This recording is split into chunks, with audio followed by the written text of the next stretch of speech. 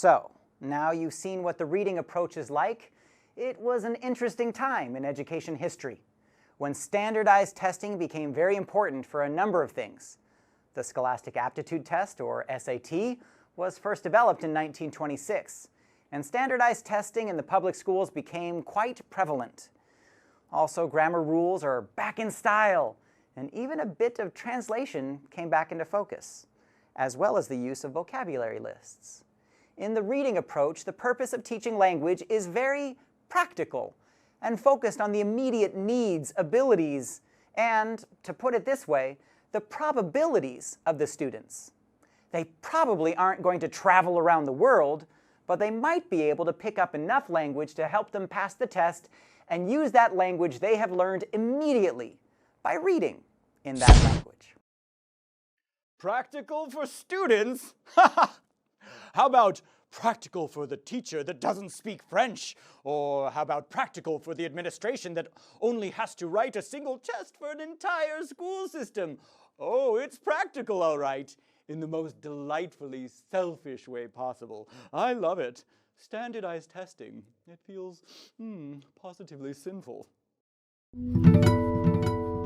Standardized testing is sinful? That's a stretch, even for you. Look, perhaps testing may not be so popular, and standardized testing even less so. But the testing movement helped us actually attempt to know whether any of our techniques are useful or not. Without this testing movement, we wouldn't have such a rich number of studies that help us know what techniques to use. Sorry to interrupt your love affair with tests, but I'm not done. Let's pretend that testing really is all you say it is, and that we are all bunches smarter because of it. Are you really going to excuse an approach to language learning called the reading approach? Seriously, just reading? That doesn't seem a bit short-sighted to you? Reading, that's it? Sit quietly at your desks and read. So I swear, sometimes I feel like you're defending things that I should be defending. Ugh. Sit and read and take tests. Well, if that is what heaven has to offer, I think I'll stay right where I am. And what's wrong with reading?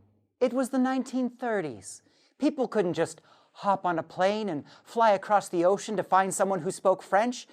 Reading was the best way for them to use the language they were learning, and reading books in a foreign language let them learn about the culture and other aspects of people who spoke the language almost as well as if they had actually visited that country.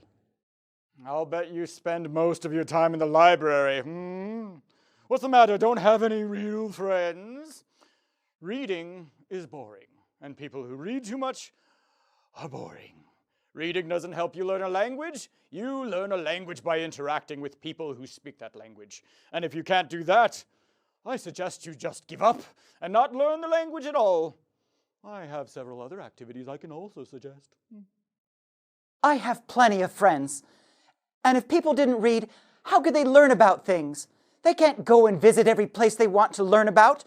You're just saying that because you don't like to learn, because it's just so very hard for you. You're an idiot. Touchy. Looks like I'm rubbing off on you. Bookworm. I am not a...